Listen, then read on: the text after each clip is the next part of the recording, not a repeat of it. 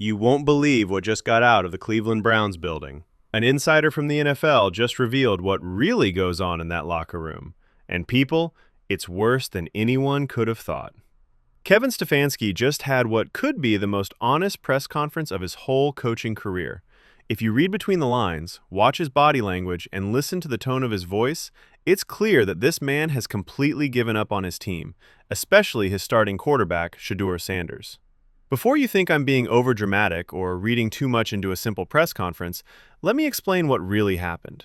When you see the receipts, hear how this coach talked about some players and not others, and understand what's going on behind closed doors in Cleveland, you'll see that Shedeur Sanders is stuck in the middle of a mess that could ruin his whole NFL career.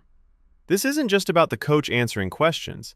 It's about favoritism, dysfunction, and a head coach who is on his way out and is more concerned with protecting his own legacy than with helping the future franchise quarterback who is right in front of him. The press conference started out fine.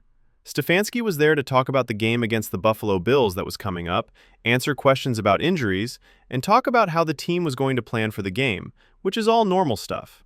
But then, Mary Kay Cabot, one of the most respected and well-connected Browns reporters, asked him a direct question about Shedeur Sanders.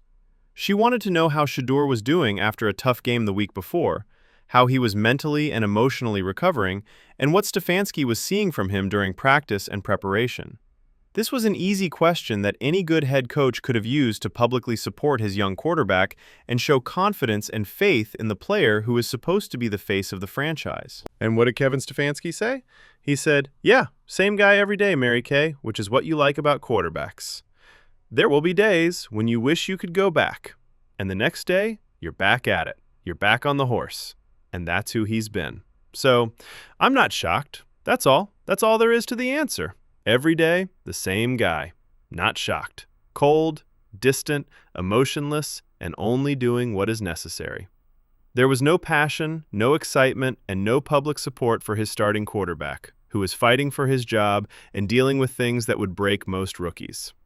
This is just a generic answer that you would give about a practice squad player, not your franchise quarterback. Some of you might be thinking, that sounds fine, and that I'm making a big deal out of nothing. But wait, because I'm about to show you receipts that show this isn't because I'm too sensitive or overreacting. This is about Kevin Stefanski showing clear favoritism and making it clear through his own words what his priorities are. When reporters asked Stefanski about other players at the same press conference, his whole attitude changed. The mood changed, the passion came out, and the difference is so clear that you can't miss it. When they asked him about Myles Garrett trying to break the all-time sack record, Stefanski's face lit up like a Christmas tree. Hear what he said about Myles.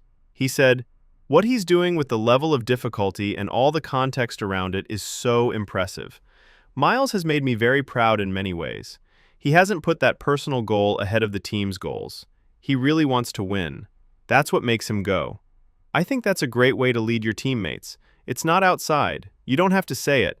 But the way you play every game says a lot about the kind of player you are." Did you get that? So cool. Very proud.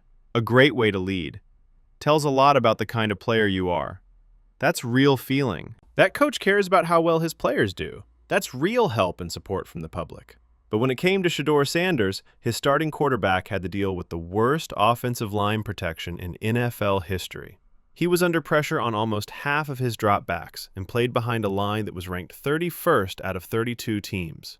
All he got was the same guy every day, which wasn't surprising. The difference is shocking. The disrespect is loud. And it gets worse when you hear how Stefanski talked about Joel Bitonio, the veteran offensive lineman. Stefanski went into full praise mode when asked how valuable Joel was to the team with all the changes happening on the offensive line. He said, "There's not much more to say about Joel and what he's doing. He has always played at the same level since I started working with him. Everything he does, the way he moves, and the purpose behind everything he does, it doesn't just happen. You can't play this long and at this level. It says a lot about how he takes care of himself and how he gets ready for the week. He is very helpful to this football team both on and off the field. Very valuable. Everything has a purpose. Not by chance. Always the same." Once more, you can hear the real admiration, respect, and detailed explanation of what makes this player unique. But Shedeur Sanders, the rookie quarterback who shows up every day even though things are crazy, stays professional even when coaches put the wrong plays on his wristband during games, and handles more pressure than any quarterback since the league started keeping track of this stuff in 2009. Every day he gets the same guy, and that's all he gets. Do you understand what I'm saying now? It's not that I'm being dramatic. This is about a head coach who has made it clear which players are his guys and which ones are the ones who will take over when he leaves. And this is what makes this whole thing even more disturbing. The way Stefanski answered that question about Shadur didn't just show a lack of interest. Everything about his body language and tone said that he was mentally checked out. One journalist who was there said it best when he said that Stefanski didn't have much faith in his own football team. Take a moment to think about that.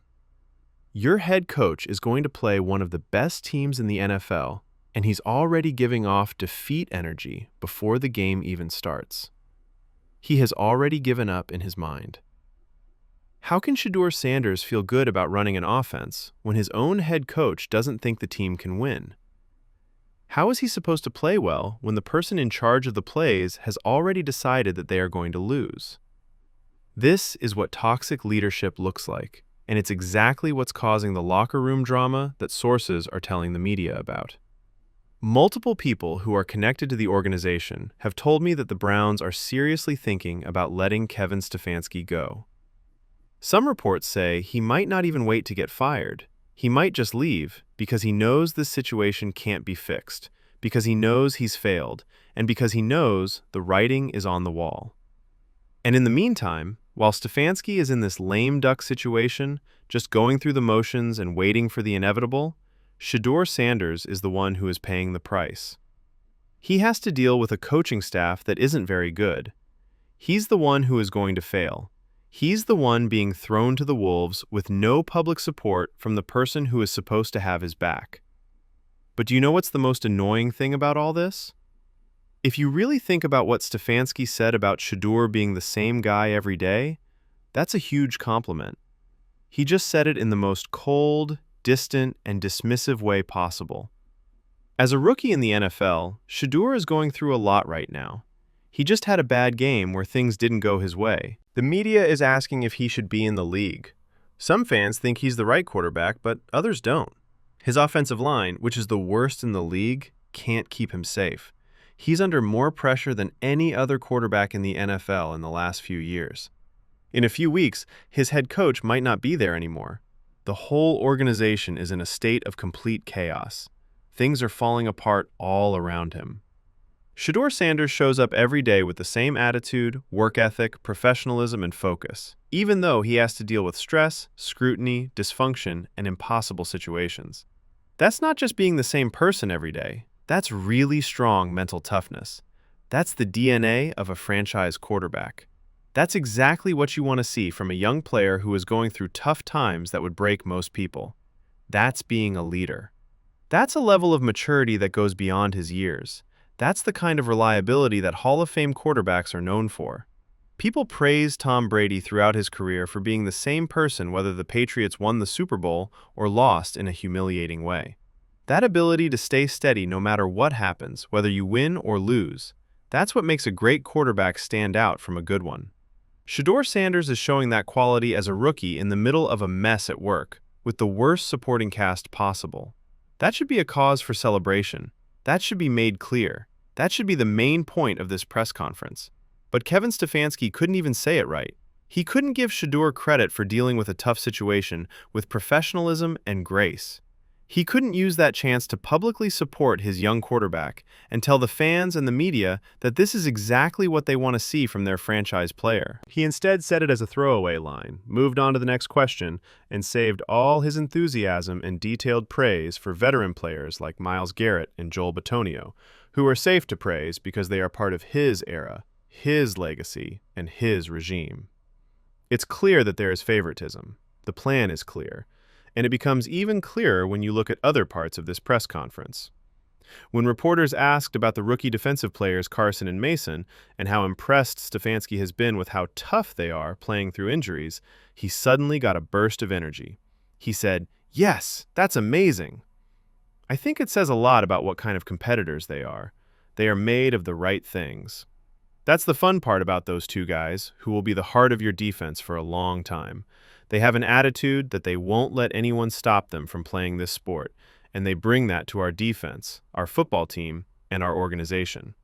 The right stuff will be at the heart of your defense for a long time. They bring a certain attitude to the group. That's how you talk about young players you think will do well. That's how you show the world that you care about your team's future. That's how you help new players who are having trouble adjusting to the NFL. But Shedeur Sanders, your starting quarterback, the guy who is supposed to be the face of this organization for the next 10 years, the player who should be getting the most support and public backing from his head coach, gets the same guy every day. Not shocked. The lack of respect is shocking. There is no doubt that the dysfunction is real. Stefanski either can't see what he's doing or doesn't care anymore, which makes it even worse. No matter what, it's totally unacceptable, and that's why people inside the company are saying they're thinking about getting rid of him. This press conference was supposed to be normal, just another chance for the media to talk to the players before a game. But what it really showed was a head coach who has already moved on mentally and is just going through the motions to protect his own legacy and the players he considers his guys, while leaving his young franchise quarterback to figure things out on his own. Before the doubters come at me in the comments, I want to say something. I know some people are going to say that Shadur might not deserve that kind of praise yet, that maybe Stefanski is just being honest and that I'm overreacting to a simple answer at a press conference. But when you think about what Shedeur Sanders has been going through this season, that argument doesn't hold up at all. This is a rookie quarterback who has been pressured on 46% of his dropbacks, which is the highest rate in the NFL since they started keeping track of this in 2009. That's more than what Deshaun Watson had to deal with as a rookie in Houston, where he played behind one of the worst offensive lines in the NFL. That's more pressure than any other quarterback has had to deal with in the NFL in the last few decades. He plays behind the 31st best offensive line in the league out of 32 teams. Cleveland's offensive line is the second worst in the league. During real games, coaches have put the wrong plays on his wristband, which means his own staff is making him fail because they are so bad at their jobs. Even though he has an offensive specialist head coach who is supposed to be a genius play caller, he is playing in an offense that is ranked 29th or 30th in the league. And through all of that, even when things are at their worst for a rookie quarterback, Shadur still shows up every day, does his job, doesn't complain to the media, and doesn't make excuses. He acts like a true professional. That's not just staying consistent, that's showing amazing mental strength and maturity. That's exactly how a franchise quarterback should act when things get tough. And Kevin Stefanski couldn't even give him the credit he deserved. He couldn't use that press conference to publicly support his quarterback and say that Shadur is doing better than anyone could reasonably expect in impossible situations. He didn't answer and just moved on. The best thing the reporter who covered this press conference said about Stefanski was that he looked out of sync and out of tune with his team, as if he was just waiting for the writing to be on the wall and had already mentally moved on. That's exactly what this looked like. This coach didn't seem like he was ready to prove the doubters wrong. This isn't a coach getting his players ready for a big game against a tough opponent. This coach didn't care about turning his young quarterback into a star. This man was just going through the motions, saying as little as he had to, and protecting himself and his legacy while the team burned around him. And Shedeur Sanders is the one who is in the middle of it all. He is the one who has to deal with the problems that come from having a head coach who is already gone. He is the one who is trying to grow and get better, but the person who is supposed to be his biggest supporter is not helping him at all. He is the one who has to deal with organizational chaos that he didn't cause. For a rookie quarterback, this is the worst possible situation. But Shadur is handling it with amazing grace and professionalism. This is what really bothers me about the whole thing. Let's say for a moment that the Buffalo Bills game this weekend doesn't go well. Let's say that Shadur has a hard time because his offensive line can't protect him, and the Bills' defense, which is one of the best in the league, keeps putting pressure on him. Do you know what's going to happen? The news is going to get worse. All the people who don't believe are going to come out. There will be a lot of hot takes that ask if Sugar can handle the NFL level, if he's a bust, or if the Browns made a mistake. And no one in the mainstream media is going to talk about the situation. No one is going to say that he's going into that game with a head coach who is already mentally checked out. No one is going to talk about the offensive line that is ranked 31st in the league and can't give him time to throw. Nobody is going to talk about the problems and disorganization that are going on behind the scenes. No one is going to admit that he's under more pressure than any other quarterback in the NFL in the last 30 years. They'll just look at the box score, see that he had a hard time, and use that as proof that he's not good enough. That's not a fair way to judge. That doesn't make it fair. That's putting pressure on a young quarterback to fail and then blaming him when he does. And if Shedeur somehow plays well despite all these problems, if he finds a way to compete and win plays against one of the best teams in the league, Kevin Stefanski probably won't even give him the credit he deserves. Every day it will be the same person.